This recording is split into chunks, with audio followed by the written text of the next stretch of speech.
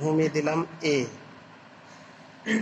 ভূমি এ, শিরোকোণ একটা এক্স কোণ অঙ্কন করি। অঙ্কন করা তো তোমরা অবশ্যই দেখবে অঙ্কন। আর অপর বাহুদ্বয়ের সমষ্টি, মানে অপর দুটা বাহু, সেই বাহুদ্বয়ের সমষ্টি অবশ্যই ভূমির চাইতে বেশি হবে। আর সমষ্টিকে এস দ্বারা প্রকাশ করা হয়। ওকে, এই কোণকে সমান দুটি ভাগে বিভক্ত করব। বিভক্ত করার প্রক্রিয়া, যে কোনো ব্যাসার্ধ নিয়ে বৃত্তচাপ আঁকা হয়েছে এবং এর দুই জায়গা থেকে আবার দুটা বৃত্তচাপ সামনের দিকে দেওয়ার পরে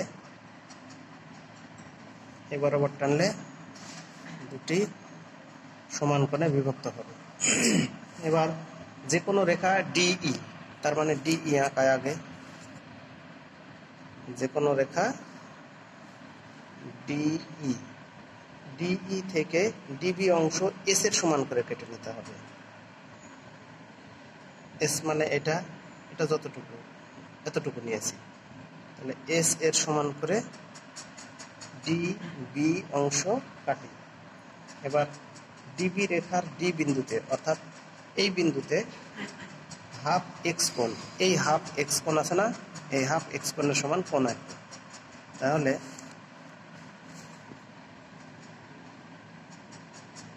ঠিক আছে না, এই সমান ব্যাসার্ধ নিয়ে এখানে ব্যাসার্ধ একটা আঁকবো।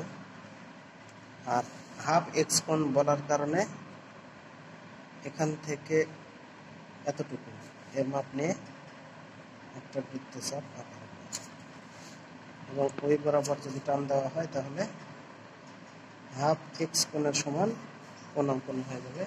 কোণটা বিডিএফ কোণ আঁকলাম। এবার 3 নম্বরে আসি। সি বিন্দুতে এ এর সমান ব্যাসার্ধ নিয়ে বিকে কেন্দ্র করা মানে বিতে স্থাপন করা, এ এর সমান ব্যাসার্ধ নিলাম, নিয়ে ডি এফ এর উপরে দুটি বৃত্তচাপ আঁকি। বৃত্তচাপ দুটি পরস্পর সি এবং সি ড্যাশ বিন্দুতে ছেদ করে।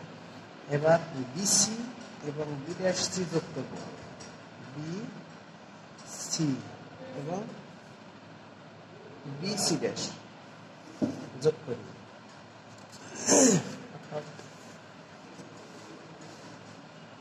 রেখা দুটি বিডিকে যথাক্রমে এ ও বিন্দুতে এই বিডি এফ কোণের সমান করে এই দিকে কোণ আঁকাবো।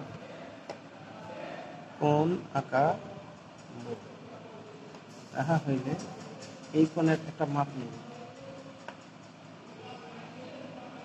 মাপ নিলাম, নিয়ে সি হতে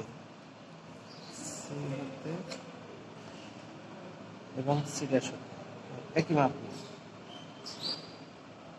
এবার এই কোণের মাপ কতটুকু, এটার মাপ নিয়ে এখান থেকে এর উপরে একটা বৃত্তচাপ, ওই একই ব্যাসার্ধ নিয়ে এখান থেকে এর উপরে একটা বৃত্তচাপ। এখন ওই বৃত্তচাপ বরাবর যদি আমরা টানি,